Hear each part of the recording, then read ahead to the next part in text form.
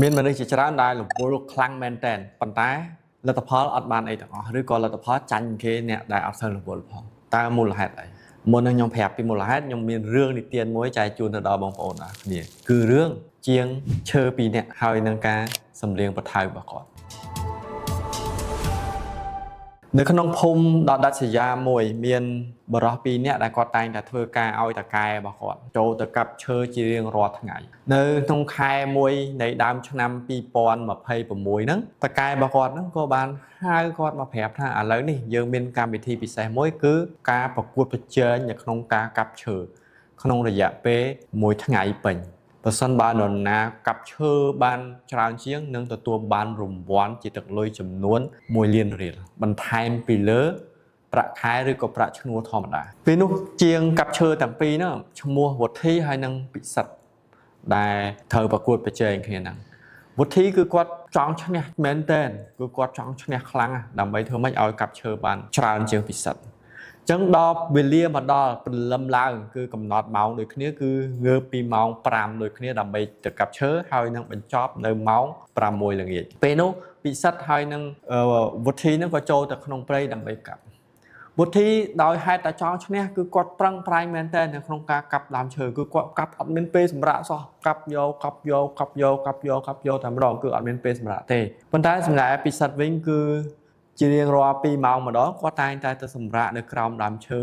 15នាទី2ម៉ោងគាត់ទៅសម្រាកទេ15នាទីជារៀងរាល់2ម៉ោងម្ដងគាត់តែងតែទៅសម្រាក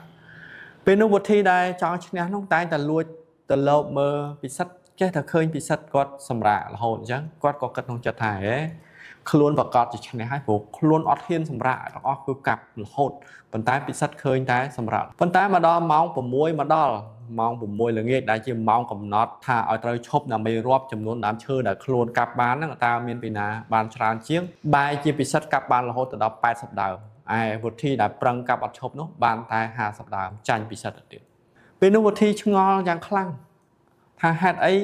ក៏ខ្លួនកាប់អត់មានសម្រាប់សោះតែបែរទៅជាចាញ់ពិសិដ្ឋដែលកាប់ឈប់វិញដែលធ្វើឲ្យពិសិដ្ឋទទួលបានប្រាក់រង្វាន់លើសខ្លួនថាវុធីក៏ដើរទៅសួរពិសិដ្ឋថាខ្ញុំឃើញពិសិដ្ឋឯងកាប់សម្រាប់ហេតុអីក៏ពិសិដ្ឋឯងកាប់បានច្រើនជាងខ្ញុំតើមានមន្តអាគមឬក៏មានសិលវិធីអីជួយប្រាប់ខ្ញុំផង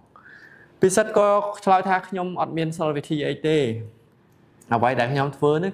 ជារៀងរាល់2ម៉ោងខ្ញុំសម្រាកម្ដងហើយអ្វីខ្ញុំសម្រាកហ្នឹងខ្ញុំតែងតែយកពុទ្ធៅខ្ញុំសម្លៀងវារហូតសម្លៀងវាបណ្ដាសម្រាកបណ្ដាធ្វើឲ្យពុទ្ធៅខ្ញុំនៅមុតរហូតហើយខ្ញុំមកកាប់2ម៉ោងក្រោយខ្ញុំសម្រាកហ្នឹងគឺខ្ញុំអត់ទុកឲ្យតនេទេគឺខ្ញុំតែងតែសម្លៀងវារហូតដើម្បីយកមកកាប់ធ្វើឲ្យពុទ្ធៅរបស់ខ្ញុំនៅមុតរហូតដល់ពេលល្ងាចចំណែកឯពុទ្ធៅរបស់វុធីគឺរិលទៅដោយសារអត់មានពេលសម្លៀងសោះនៅក្នុងជីវិតយើងក៏ដូចគ្នាដែរយើងរវល់ខ្លាំងពេករហូតដល់ថ្នាក់រកពេលសម្លៀងពុទ្ធៅយើងអត់មានឬក៏រកពេលសម្លៀងសមត្ថភាពយើងឲ្យខ្លាំងជាងមុនអត់មានដល់យើងប្រើតែសមត្ថភាពដដែល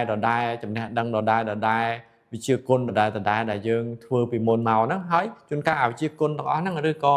វិធីសាស្ត្រដែលយើងធ្វើកន្លងមកហ្នឹងវាហួសសម័យវាសិចរិចរិលវាអត់មុតទៅប៉ុន្តែយើងអត់មានពេលដើម្បីសម្លៀងវាដូច្នេះយើងត្រូវទុកពេលខ្លះដើម្បីសម្លៀងសមត្ថភាពរបស់យើងពង្រឹងសមត្ថភាពរបស់យើងធ្វើឲ្យសមត្ថភាពរបស់យើងនឹងខ្លាំងកាលណាយើងមានសមត្ថភាពខ្លាំងជួនកាលយើងប្រើចំណាយពេលតិចប៉ុន្តែយើងធ្វើបានច្រើនជាងមុនបានលទ្ធផលច្រើនជាងមុនព្រោះយើងមានវិធីសាស្ត្រល្អជាងមុនមានវិធីសាស្ត្រត្រឹមត្រូវជាងមុនដើម្បីធ្វើទៅបានផលជាងមុនដូច្នេះបើសិនជាបងប្អូនចង់សម្លៀងសមត្ថភាពរបស់ខ្លួនឲ្យដូចពិសិដ្ឋដែលគាត់តែងតែសម្លៀងពុទ្ធៅរបស់ខ្លួនហ្នឹង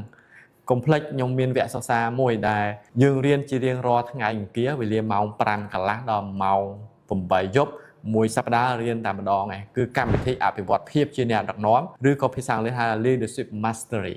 ដែលក្នុងមួយវគ្គមាន10សប្តាហ៍ហើយដែលយើងចប់មួយវគ្គចូលមួយវគ្គចប់មួយវគ្គចូលមួយវគ្គដែលយើងសិក្សារហូតជារៀងរាល់ថ្ងៃអង្គារហើយវគ្គថ្មីនេះគឺនឹងចិត្តចាប់ផ្ដើមហើយបើសិនជាបងប្អូនចាប់អារម្មណ៍បងប្អូនអាចតាក់ទងមកខ្ញុំបាទផ្ទាល់ដើម្បីសួរព័ត៌មានបន្ថែមអរគុណច្រើន